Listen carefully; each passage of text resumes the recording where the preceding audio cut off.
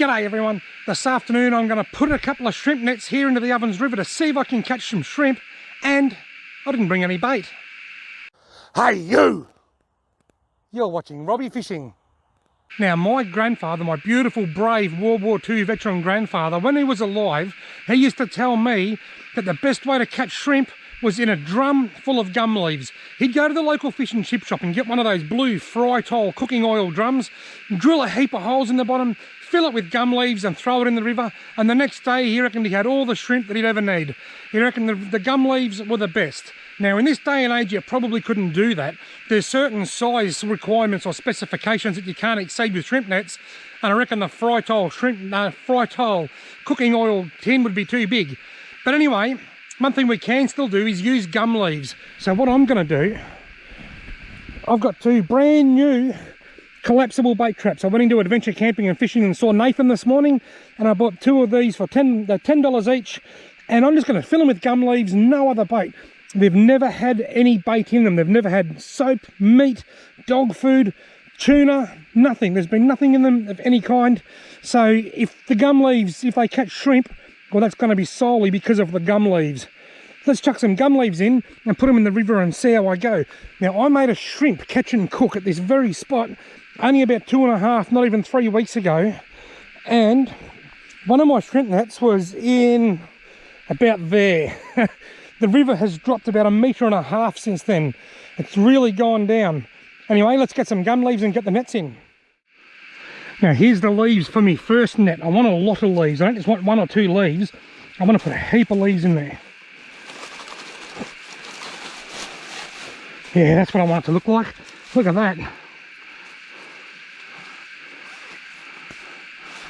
That's one baited up and ready to go. I can't see how they won't get out. They'll be able to just find their way out probably. Anyway, we'll see. And I've got some more leaves here for net number 2. Not quite as many in this one, but I reckon that'll do.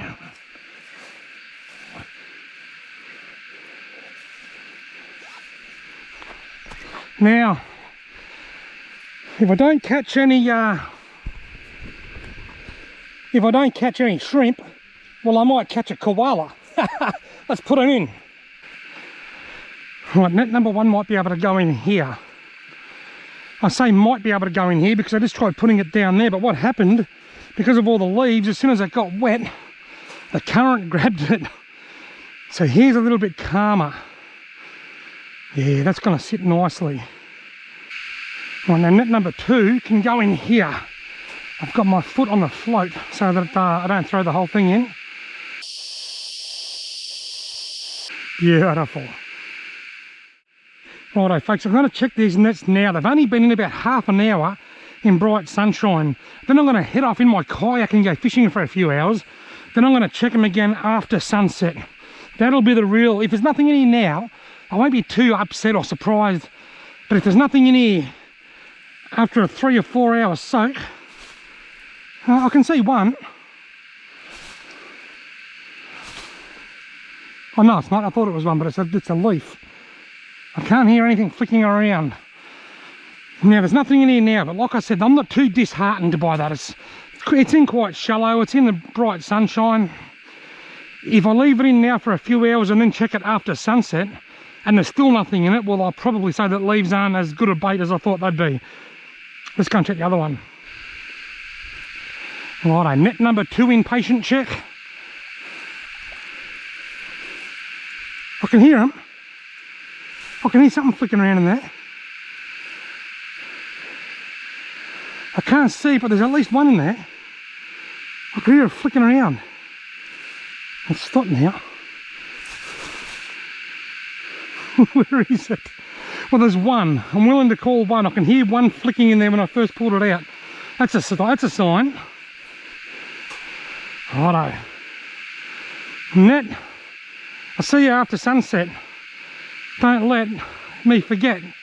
Just stay wet, and I bet that we get a heap of shrimp. How's that for a poem? Righto. It's well after sunset. These nets have been in about 4 hours. I've had a ripper time kayak fishing for cod, and a successful one. Let's see if the bait traps baited with gum leaves has done any good.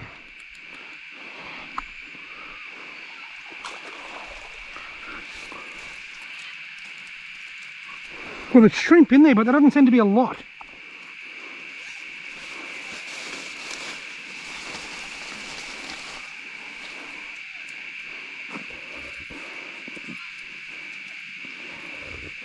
One, I'll count them. 2, 3, 4, 5,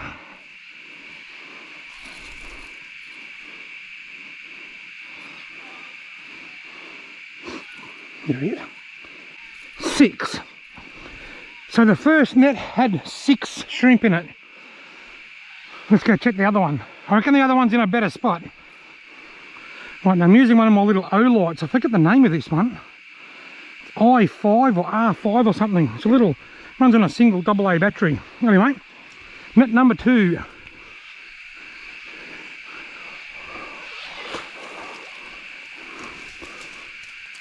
I can hear them.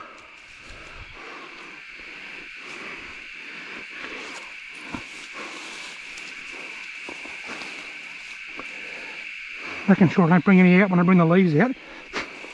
Ah, oh, bug, went up your nose, hang on. That's a bit gross. Ah, got one.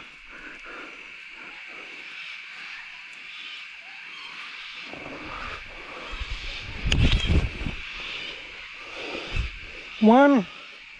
Number 2's in here somewhere. Got my glasses.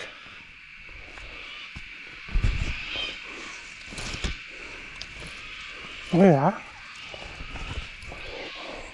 3, 4, 5, 6, 7.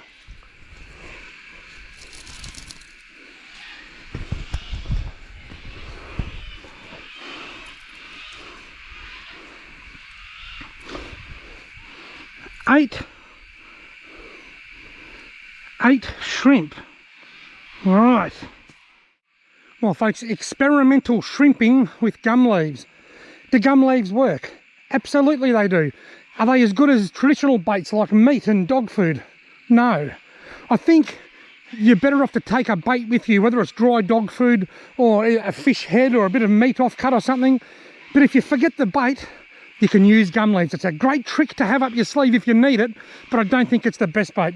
Folks, I hope you've found this video informative and entertaining. Thanks very much for watching. I hope you've liked the video. If you have, want to give it a thumbs up, hit the subscribe button, and hopefully I'll see you in my next video.